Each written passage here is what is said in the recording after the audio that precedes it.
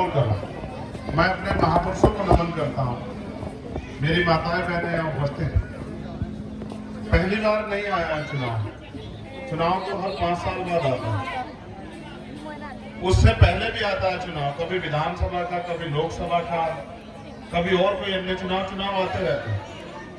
लेकिन चुनाव इसलिए आते हैं कि जनता के हाथ में शक्ति आती है कि जनता तय करे कि वो अपने क्षेत्र का नुमाइंदा नेता कैसा चाहते हैं। मैं जहां तक रंजीत को जानता हूं, भले ही ये गरीब का बेटा, लेकिन ये खासियत है कि ये अपने बच्चों की दूध का पैसा भी मोशन मूवमेंट में लगाता है। इतना बड़ा दिल नहीं होता सब लोगों के पास, अमीरों के पास तो वैसे नहीं होता। इतनी बड़ी हिम्मत भी कोई गरीब ही जुटा सकता है कि वो अपने हिस्से का, अपने बच्चों के हिस्से का भी अपने महापुरुषों के नाम कर दे, क्योंकि वो अपने महापुरुषों के संघर्ष को समझता है। याद करो, ये आगरा की धरती है, मैं तो आपका खून हूं, मेरा आपसे राजनीतिक रिश्ता नहीं है। आपने, सच है, अभी तक आपने मुझे राजनीतिक ताकत नहीं दी है, अभी तक आपने दूसरे लोगों को दी, अच्छी बात है, देनी भी चाहिए। मगर ये बताओ, जैसे उनको ताकत दी है तो मेरा कसूर क्या है? मैं भी तो आपका ही खून हूं। जब आप दूसरों को ताकत दे सकते हो तो अपने खून को क्यों नहीं दे सकते हो? बताओ। आप ताकत रंजीत को थोड़ा ही दे रहे हैं, आप ताकत सविता बहन जी को थोड़ा ही दे रहे हैं, आप तो ताकत चंद्रशेखर आजाद को दे रहे हैं। मैंने आपसे नहीं कहा विधानसभा में, मैं इस गली में नहीं आया कि मुझे ताकत दो। आपको लगता था कि हमसे जुड़े हुए दूसरे लोग ताकतवर हो सकते हैं, लेकिन मैं आपसे कह रहा हूं, ये शहर का चुनाव, नगर का, आपको नगर की सरकार बनानी है। आपका पार्षद कैसा हो ये आप तय करेंगे। वो आपके बिजली, पानी, सड़क, सफाई, स्कूल की लड़ाई कैसे लड़ेगा ये आप तय करोगे। मगर बाबा साहब अम्बेडकर ने जब वोट का अधिकार हमें दिया तो ये थोड़ा ही कहा कि सिर्फ अमीर के बच्चे आगे बढ़ेंगे या पैसे वाले लोग ही राज करेंगे। उन्होंने तो ये कहा ना कि इस वोट की शक्ति से, उन्होंने तो कहा ये बात, जब उन्होंने वोट का अधिकार हमें दिला, कहा आज मैंने रानी का पेट चीर दिया है, आज के बाद राजा आपकी वोट से तैयार होगा। मैं नहीं आया आपके यहाँ कभी वोट मांगने, क्योंकि मैं तो आपका खून हूं, मैं तो लड़ूंगा जब तक जिंदगी रहेगी। लेकिन मेरा ये मानना है, जो आदमी अपनी मेहनत की कमाई से भी समाज के लिए योगदान करे, अगर उस आदमी को अवसर मिलेगा तो वो आपके लिए नहीं काम करके दिखाएगा। क्या बताओ? अगर आपको ये लगता हो कि मैंने इतना सा भी संघर्ष किया इस लड़ाई को लड़ने के लिए, बाबा साहब के आंदोलन को चलाने के लिए, तो इस शहर की सरकार में मेरी हिस्सेदारी करवा देना। अपने वार्ड से 4 तारीख को केतली का बटन दबा देना पार्षद पे।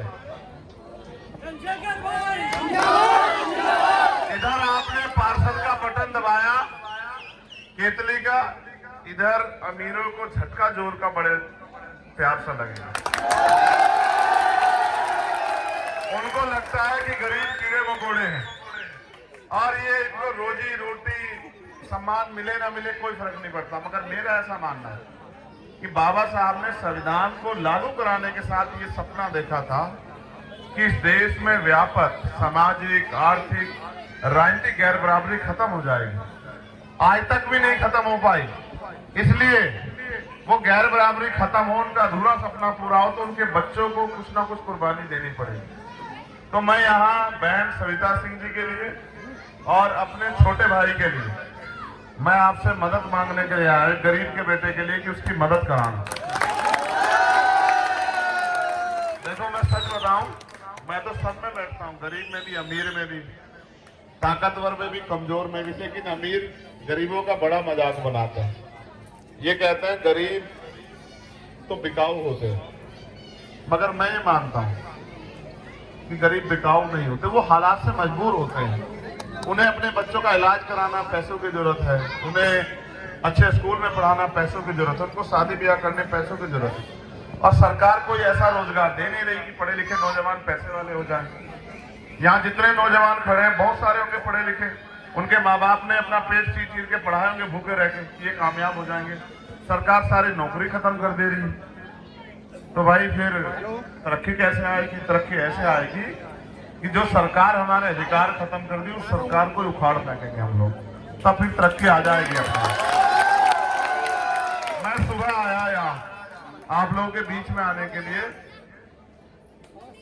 प्रशासन ने परमिशन दी कि भाई आ जाओ, लेकिन सुबह सुबह पता लगा कि मुख्यमंत्री जी का प्रोग्राम है, तो उन्होंने हमारी परमिशन रोक दी।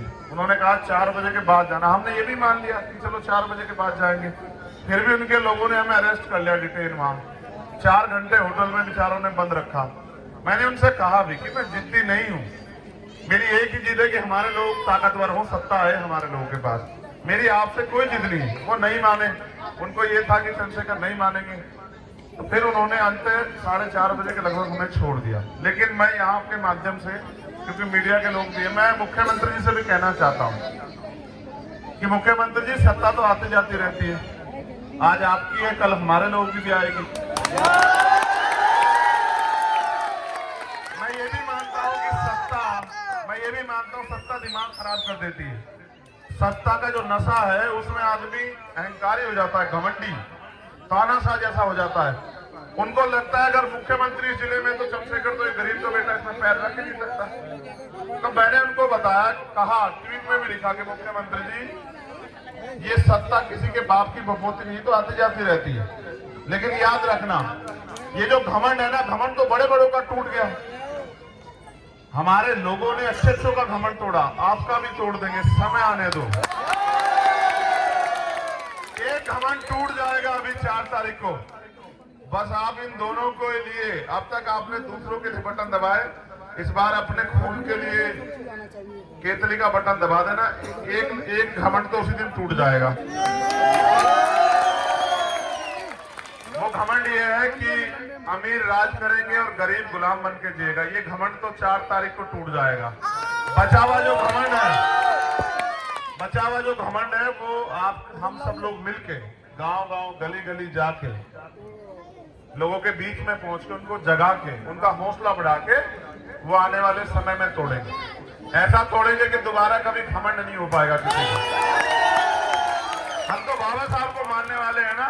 जब बाबा साहब हजारों साल की गुलामी काट सकते हैं, तो उनके बच्चे जो आज की गुलामी है, चंद लोग उसको नहीं काट सकते, काट देंगे। ऐसे ही काटेंगे कि दोबारा कोई तानाशाह गुलामी के बारे में सोचेगा नहीं।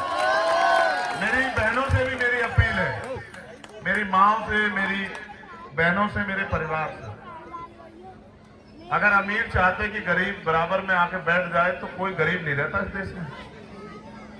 मैं बार बार समझाता हूं कि अमीरों के कुत्ते घी खाते हैं, अमीरों के कुत्ते इसी में रहते हैं, गाड़ियों में घूमते हैं। मेरे लोगों पे खाने के लिए अच्छा खाना नहीं, पहनने के लिए अच्छे कपड़े नहीं, पीने के लिए साफ पानी नहीं, रहने के लिए अच्छे घर नहीं। थोड़े बहुत लोग आगे बढ़ पाए मेहनत से, जो नहीं बढ़े उनका भी हाथ पकड़ना है, उनको भी ताकत देनी है। उसके लिए सत्ता की जरूरत है। सत्ता इसलिए नहीं कि किसी को डराना धमका, सत्ता इसलिए कि जो अधिकार संविधान में लागू हुए हैं उनको धरातल पे लागू कराने के लिए सत्ता की जरूरत है, क्योंकि सत्ता तय करती है कि अधिकार मिलेंगे या बचेंगे। आज तो लुटेरों की सरकार है, इन लुटेरों को सबक सिखाने का काम हम आने वाले समय में करेंगे। बस आपसे अनुरोध, आपने सबको बनाया, तो इस बार अपने गरीब भाइयों को, बेटों को भी ताकत देना। और 4 तारीख को जब आप फैसला करने जाएं अपने वार्ड का, अपने शहर का, तो केतली के बटन को दबा के मेरे हाथों को मजबूत करना। भाई रंजीत कुमार असुर और बहन श्वेता सिंह जी को ताकत देना। जय भीम, जय भारत, जय संविधान, जय मंडल, जय जवान।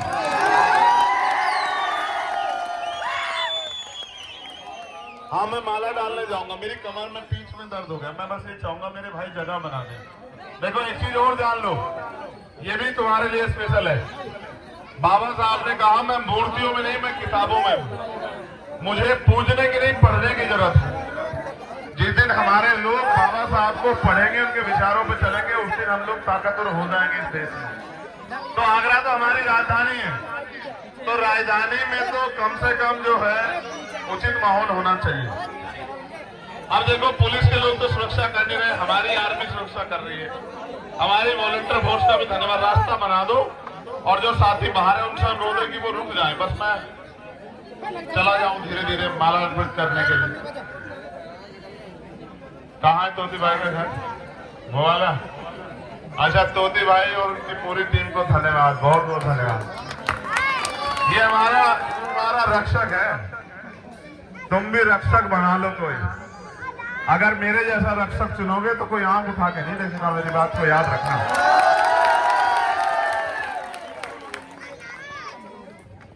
सभी क्षेत्र